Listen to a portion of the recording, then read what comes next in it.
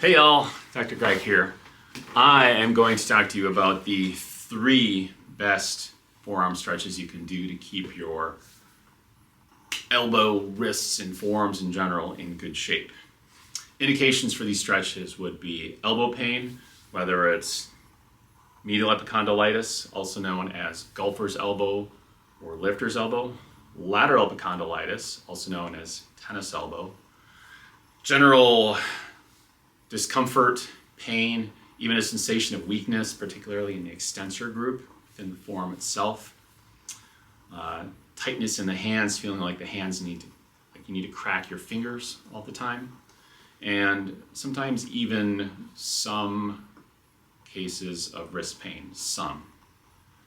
It's worth a shot. Also, when it comes to numbness, tingling in the hands, what we call paresthesias, specifically for the radial distribution, so thumb, index finger, the ulnar distribution, which would be, if I can get my fingers in check here, the ring finger and the pinky finger, and in some cases, but not all, of the median distribution, which would be the thumb and these fingers. Okay? So the first stretch, which is going to stretch the finger flexors, most of you have probably already done. People do this intuitively. I'm going to show you the best way to do this. Hand out, palm towards the sky. Pull your fingers back like this. And then here's the part that only us anatomy geeks get. You're going to pull your fingers across towards your midline like that. Okay?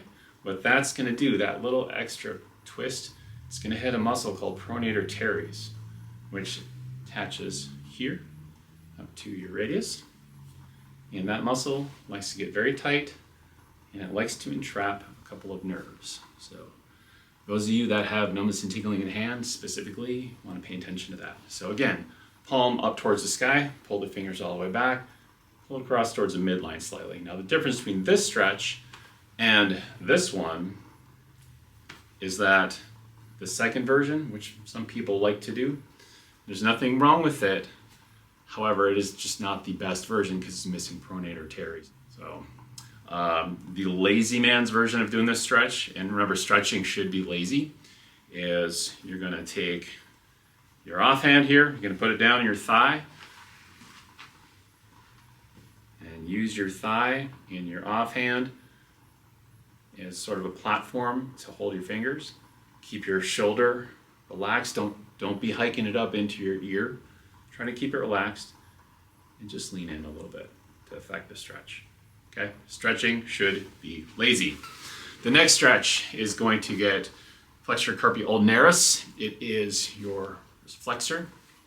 Also likes to entrap some nervous tissue. So this is another great one for numbness and tingling in the hands. Pretend like you're work at a pizza joint. You're like a waiter or something, or a waitress, if you will. Put your hand up here, bring it around. You're carrying a tray or something like that. You're going to pull your fingers back and slightly across the body, like this.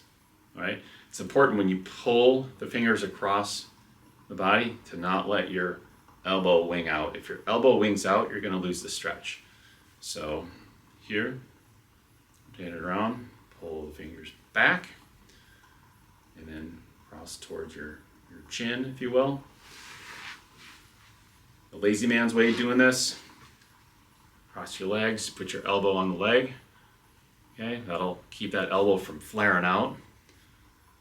Bring your fingers across and then just set your chin on it.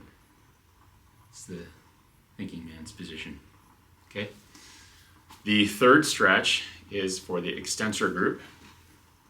So all through here. You're going to do palm down, make fist, flex the wrist, because remember we're doing the extensors. So in order to stretch the extensors, we have to create flexion. This specifically is the finger extensors, so we have to flex the fingers. All right, so keep that fist in. Reach over with the other hand, you're going to grab those fingers with your offhand and hold them tight. Then drop this whole unit down into your thigh. and then just lean forward. You're going to lean forward until you feel a stretch. Now, right now, as I'm doing this, I feel the stretch right here. Okay? You might feel it all the way down here when you do this. That's okay. That's the distal portion of the muscle. You're just feeling the stretch somewhere outside of the belly of the muscle. Doesn't mean it's not effective. Just means that's where it happens to be the tightest area right then and there. What you'll find is the longer you hold this stretch, the more places you'll feel it. It'll start to travel. So just hold it for a while. Optimal time for stretching, any stretch, bare minimum is 1 minute. It takes about that long for the sensors that we have within our muscles to actually realize they're being stretched. So doing a stretch for 10, 20 seconds might feel good. Doesn't do anything for you though. Hold it at least a minute. If you want the best outcomes, 3 to 5 minutes. These days, when I'm doing stretches, I typically do them at least 3 minutes. Okay, so the longer you hold it, the better the outcome will be and the better it will feel. Now, if you're having some of this forearm discomfort, if you're having tightness in the forearms, if they just kind of feel icky, that's a good way of putting it. Sometimes they just don't feel good. Doing these stretches, each of these 3 stretches, hold them for 5 minutes. Do both forearms. You might find that it feels really amazing when you're done. One caveat to that is this particular stretch right here for the finger extensors. Sometimes when you come out of this stretch, sometimes just coming out of it, it'll feel really icky within the wrist itself. That's okay. It's normal, and that's something that will change with time, likely. Now, if you do it, if you let that stretch off, and it still kind of hurts and it just tends to irritate your wrist, then you might need to find a different way of lengthening those tissues for the time being. But otherwise, if it's just sort of uncomfortable as you're coming out of the stretch and then dissipates quickly, you're going to be okay. As always, if you have any questions about this, just hit me up. I'm here to disperse information.